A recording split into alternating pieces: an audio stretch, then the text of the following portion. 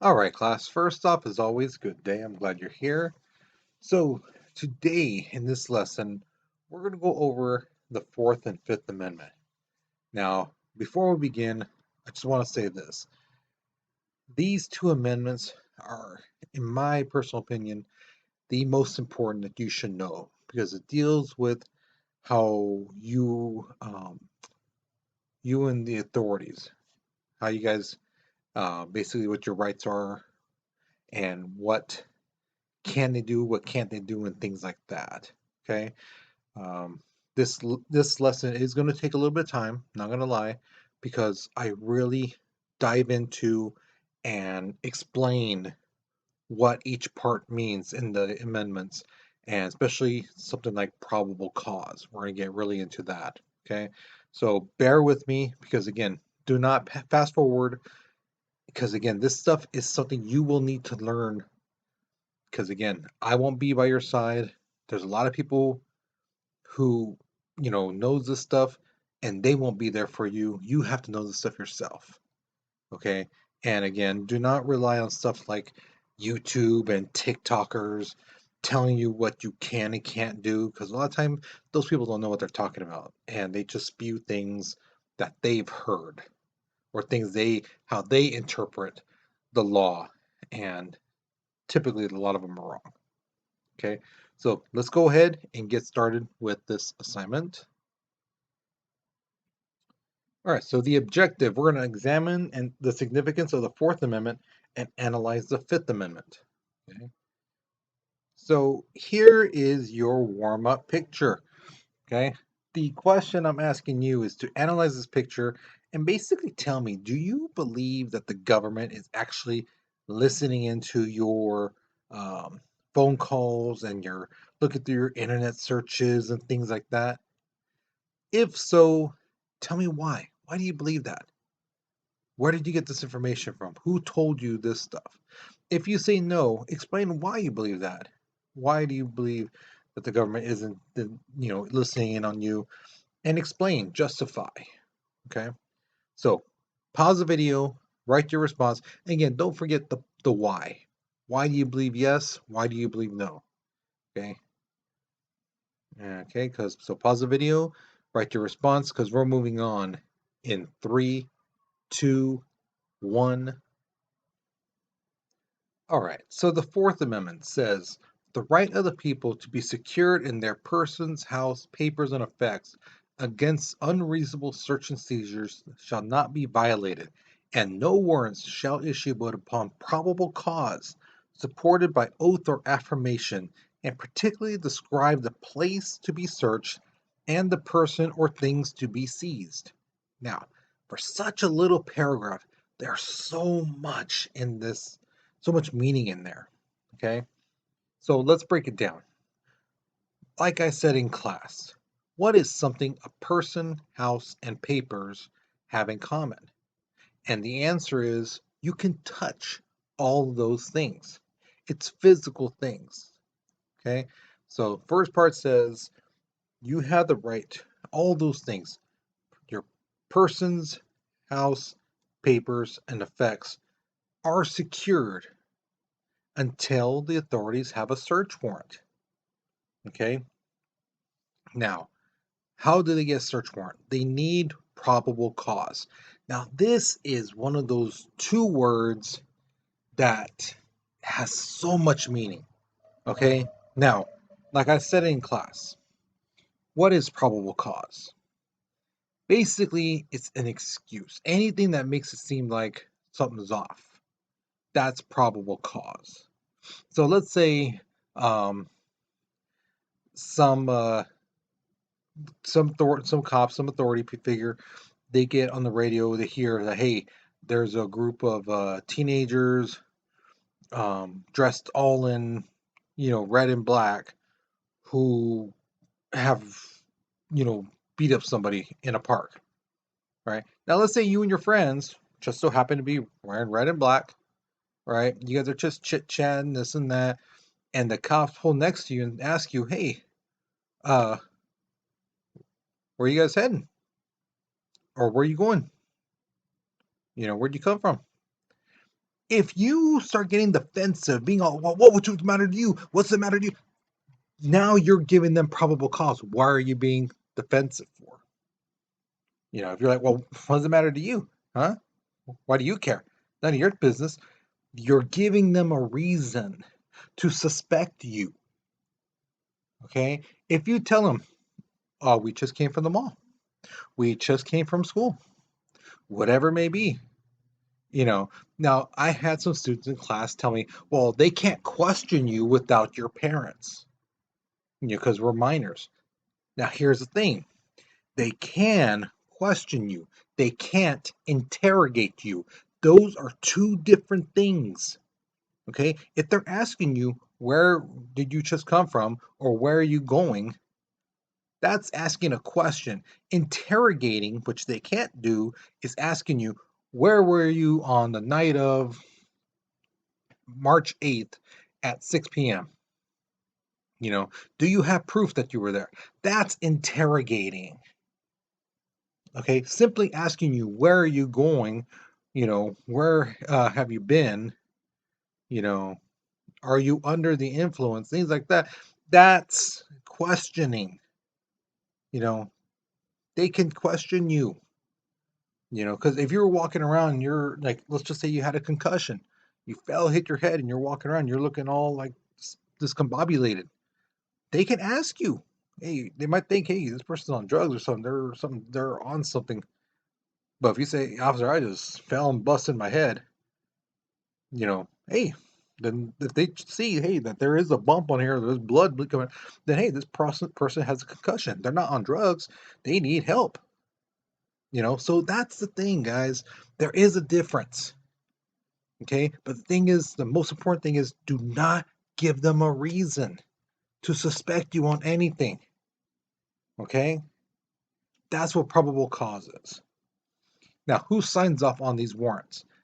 Typically judges, and people who have authority up in that level. Okay.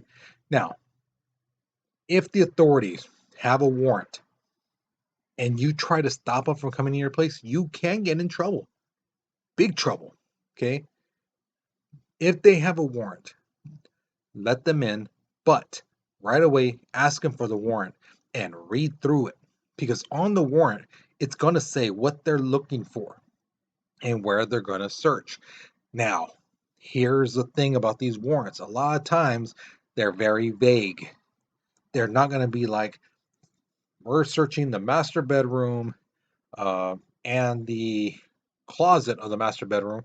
No, they're going to put on there the residence of address la la la la. Now, if let's say you have a shed in the backyard, they might put on there and exteriors, buildings on the property of address la la la la la la, whatever it may be.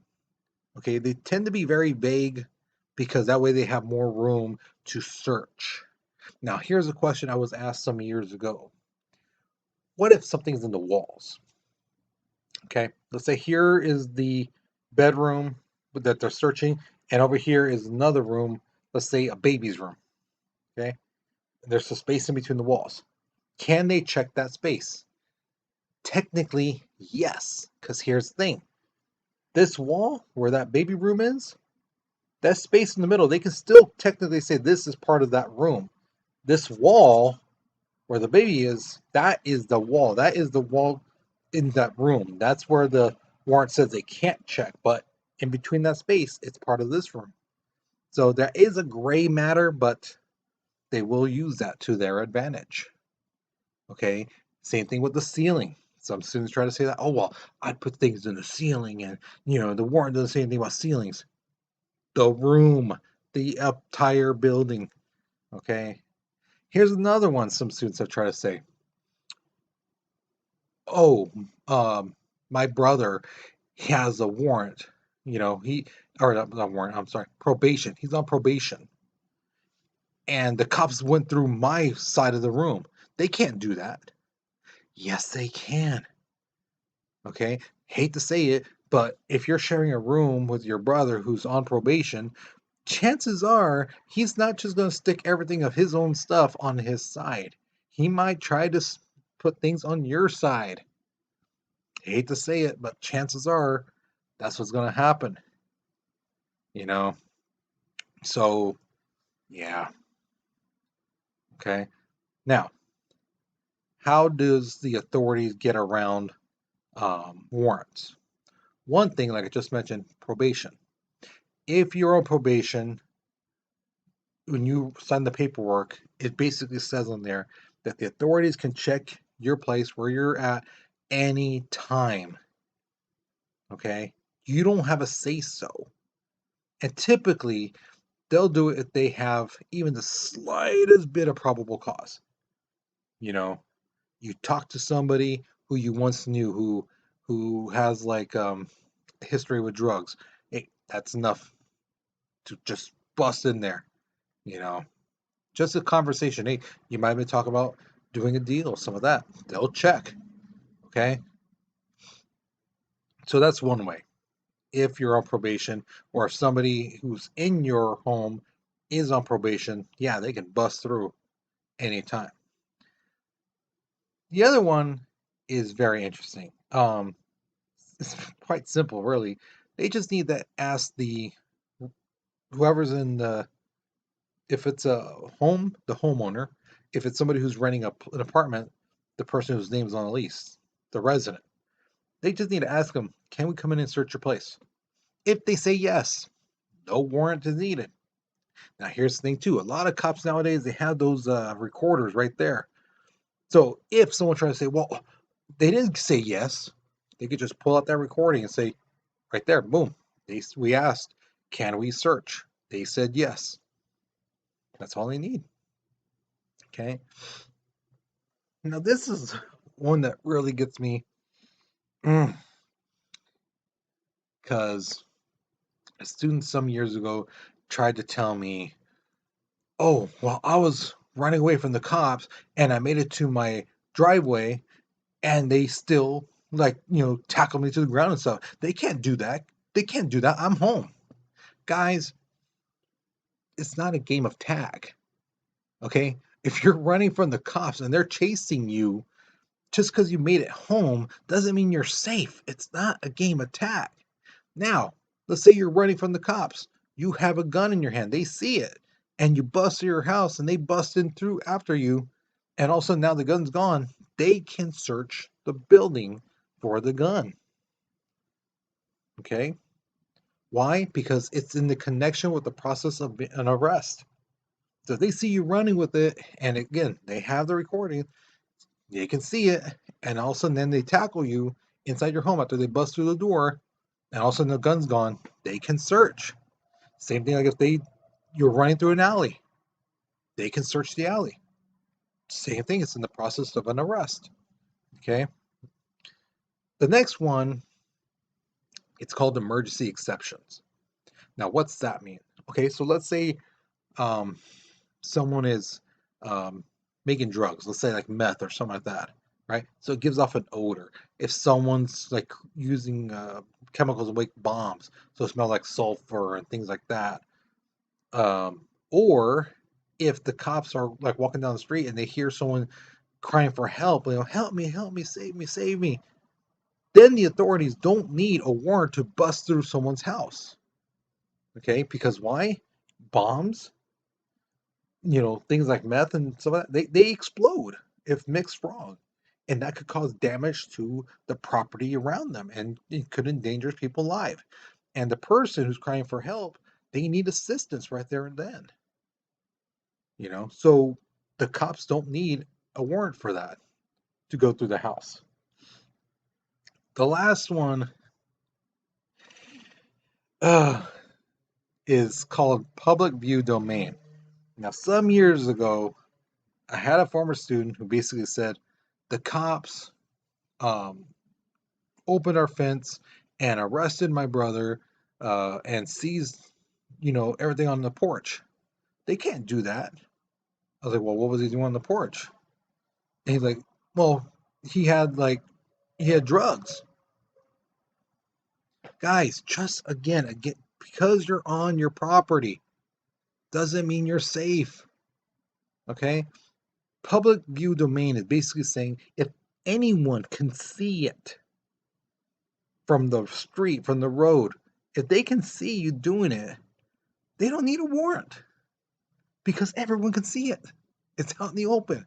So if you have a fence that's 6 feet and there's a cop who's 6'5", and he could just basically like turn his head and see in the backyard that you're doing something illegal, they don't need a warrant.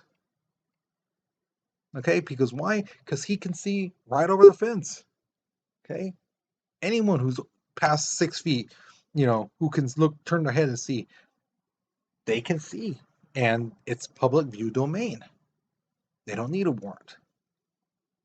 Now the next one is, what about phone calls, internet searches, things like that? Well, the very first case that really brought this up was the Olmstead versus United States. Basically, this guy's Olmstead, his phone was tapped by the cops, and he tried to say my Fourth Amendment right was violated. The Supreme Court heard his case and said, no, your rights were not violated. Why? Because look at a person, house, paper. We talked about this already. What are they? Physical things you can touch and grab and things like that. Can you touch and grab a phone conversation? No, you can't. And that's what the Fourth Amendment protects for physical things. A conversation on the phone is not a physical thing. So really, they didn't take anything. They just basically tapped onto the phone and listened. So from 1928 till 1967, the authorities really didn't need a warrant to listen to your phone calls. Now, in 67, Katz versus the United States, this guy, last name's Katz, basically sued saying the same thing. Hey, they're violating my Fourth Amendment right. The Supreme Court then said, that Supreme Court said, yes, the authorities did take something. They took away this person's privacy. This phone call, this conversation was in the guy's home, and the cops illegally tapped his phone and invaded that person's privacy. Okay? Now,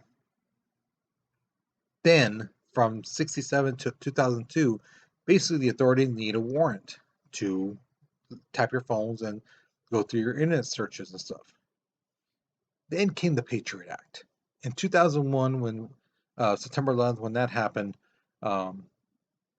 the Congress passed this bill called the Patriot Act. In it, it said that FBI can conduct physical searches or wiretaps on citizens with probable cause, but eventually that changed to a significant purpose. Okay? Because again, the whole thing was to find out what the terrorists were doing, who they're talking to, and things like that. So what they would do is listen to one person, right? They suspect of being a terrorist. Listen to all the people they're talking to.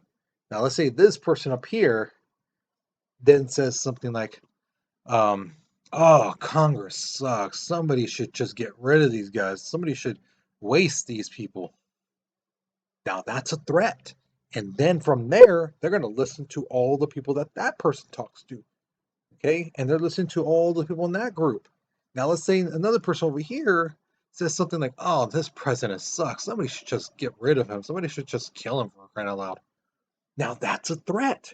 And that could be seen as a threat to the president. And now they're going to look at what those people, who they're talking to. So it just became a web. And the government was basically listening to people, their conversations, their internet searches and emails and things like that. So it wasn't until Snowden, I believe, if I remember right, 2009, blew the whistle saying, yeah, the NSA is listening to your conversations without a warrant. Because, again, the Patriot Act gave them that power to listen to people's phone calls, internet searches, and things like that, emails, if they suspect them of being a terrorist. That's all it took. And all it took really were keywords. Okay? Eventually that changed. So now the authorities do need a warrant, to listen to your phone calls, internet searches, text messages, things like that. All right, so the Fifth Amendment says No person shall be held to answer for a capital or otherwise infamous crime unless on a presentment or indictment of a grand jury, except in cases arising in the land or naval forces or in the militia when in actual service in time of war or public danger. Nor shall any person be subject for the same offense to be twice put in jeopardy of life or limb, nor shall be compelled in any criminal case to be a witness against himself, nor be deprived of life, liberty, or property without due process of law, nor shall private property be taken for public use without just compensation. Now, what does all of that mean? Let's look at the first part. Okay. All right. So the first part basically says that if a case is really big, you know, and the word infamous isn't typically, a lot of people think it means like famous. That's not what it means. Infamous means bad, horrible, just all negative things. It doesn't mean famous at all. Okay. So let's say somebody's being accused of killing 40 people, right? Basically, what happens is this grand jury, it's not a trial. They basically they hear what the charges are, they look at all the evidence that's presented, and then they decide, is this enough to go to trial? Now, for 60 murders, if there's only two pieces of evidence, the grand jury is going to be like, yeah, that's not going to fly. Because if they are going to try to nail somebody for all these murders, they better have all the evidence, ready to go. Because if they just get them for one thing and they let them go for all the rest, then that was just basically, like, in a sense, kind of like a waste. And that person got away with a lot of stuff. Now, if they get, let's say, 500 pieces of evidence, then that shows like, hey, there's a good chance they're going to nail them for all these murders. And the grand jury would say, yeah, okay. That's what it means in that first part. The next part, it's one of my favorites, called the double jeopardy clause. Basically, what happens is this. Let's say you rob a liquor store January 1st, 2023. You get arrested, you have a trial, you're convicted, you do your time, and you get out. When you get out, the authorities can't arrest you again for robbing the same liquor store on, for the same day that was back in the day, January 1st, 2023. Now, if you get out, let's say like a year later, and you rob it, let's say Christmas Day, 2025, yeah, that's two different crimes. But we're talking about the exact same crime, because what they used to do back in the day was this. They'd arrest the same person. As soon as they got out, they would arrest them again, saying, yeah, you're going to jail for that crime on January 1st, 2023. And you're like, well, I just got out of jail for I did my time for that. You can't put me in jail for the same exact thing again. And that's what they would do back in the day. Another one that deals with the double jeopardy is, let's say I um how can I say, how can I make you go to jail for killing me, but I didn't die. I set up my murder to make it look like you murdered me, but I'm alive. Let's say you get convicted, you go to jail, you serve your time, you get out, and you find out that I'm still alive. According to the Fifth Amendment, you can legally kill me in front of everybody, and there's nothing any authority or court can do. Why? Because how can you kill the same person twice? You can't. That's what double jeopardy means. That's the whole thing with it. For the exact same crime, you can't be convicted twice. So if you went to jail for supposedly killing me and I'm still alive, you can then come hunt me down and kill me because you did the crime, you did the punishment for it, you went to jail, you served your time, and you got out. And then you find out I'm alive. Okay? Now, next part. Nor shall be compelled in any criminal case to be a witness against himself. This is where that famous Dave Chappelle skit came in, where he's like, I plead the fifth. Okay, this is where it comes from. You don't have to say anything. You can keep your mouth closed. And that's what a lot of people don't do when they're being arrested. They tell you on your rights, you have the right to remain silent. That's this part. Keep your mouth closed. You have that right. But typically, a lot of people like to talk and talk and talk. Oh, I didn't do none. Tony said that I didn't have to do this. Henry said we would get away with this. People do a lot of this when really they should be doing this. Same thing when you're in court. Your lawyer might tell you, don't take the stand. Don't take the stand. You don't have to be a witness against yourself. You can just keep your mouth closed. Okay? Same thing, like if you are a witness to something in a trial, and the lawyer makes it sound like you're part of it. You're kind of like, ooh, you're twisting words and things like that, and you're trying to make it sound like I was part of this. You can say I plead the fifth. You have that right to say that. Or you might feel trapped and you don't want to say things that might get you in trouble. That's where you can plead the fifth. Okay. The next part. Nor be deprived of life, liberty, or property without due process of law. Meaning, the government cannot take your life, freedom, or property until you've gone through the court system. If you're found innocent, hey, you get your life back and all your stuff. But if you're found guilty, then yes, they can take your life, your freedom, and your property. They can seize that stuff. Okay. The last one says, nor shall private property be taken for public use without just compensation. So let's say the city wants to expand the road, right? And they need to take part of your land, your front yard. They need to take 10 feet of it, right? That section of land that they need to take out and dig out and stuff like that, you will get paid for that. Okay? Now, if you fight it, the government can then use this thing called eminent domain, where basically they can prove that, hey, this land that we're taking is going to help out the community, society, make life better for people. Then the city can get that land, sometimes at no cost, at the very least, or at the most, the least amount that land is worth. So, yeah, sometimes it's best just to take that compensation, and just go on with your life. Okay. Now,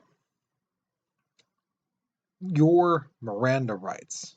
Some of you guys have heard about it. Some of you guys know this, either from movies or TV shows or in real life. Okay. How did this happen? How did the Miranda rights happen? Basically, this guy named Miranda in the 1960s, he got arrested. The cops were questioning him like crazy for hours. And basically, then he confessed, like, yes, yes, I did it. So his lawyer then told him, dude, you do know you didn't have to say anything, right? You do know that you had a right to call an attorney, right? He's all, no. So his lawyer went to the appeals process and said, my client had no idea what his rights were, and these cops did this to him and did this to him to get what they wanted. The appeals process then went to the Supreme Court, and the Supreme Court looked at his case and said, yes, the authorities need to let the people know what their rights are. And that's where we get the Miranda rights. And here they are, right here.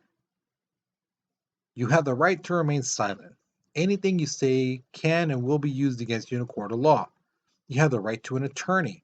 If you cannot afford an attorney, one will be provided for you. Do you understand the rights I have just read to you? With these rights in mind, do you wish to speak to me? It's okay to say, no, I don't want to speak to you. Now, I've had some students in the past basically go, well, if they said, do you understand these rights I just read to you? I'm going to be like, no, no, no.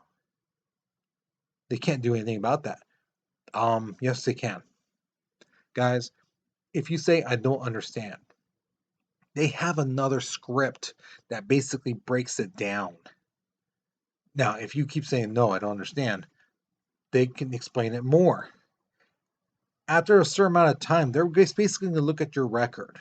And if there's nothing in your record that says you have a mental disability, you don't understand complex words or sentences or things like that, if there's nothing in your record that says you have some type of mental disability that blocks you from understanding, truly understanding this stuff,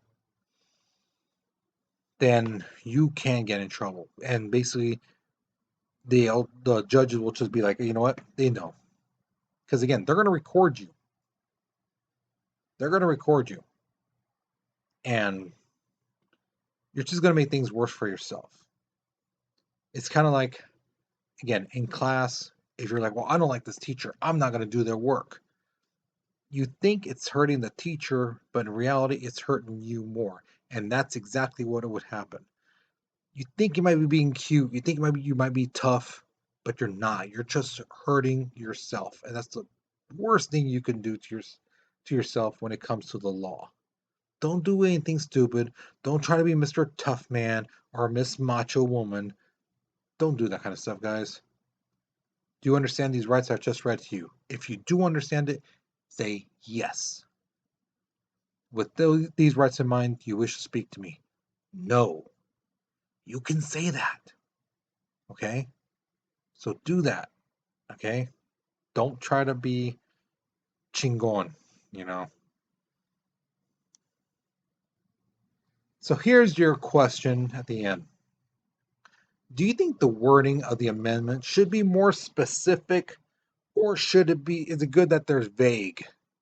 Now, I know a lot of you guys are like, well, it should be very specific. It should tell you exactly what the cops can do and can't do and things like that. But also think like this. Think of how many people who have done a lot of horrible things, you know, how they were caught.